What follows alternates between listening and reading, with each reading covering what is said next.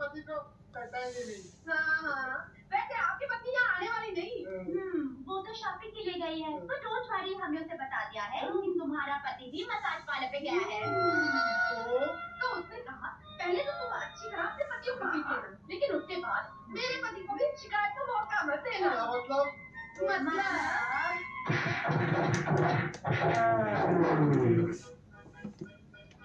राज, तुम यहाँ जा रहे हो?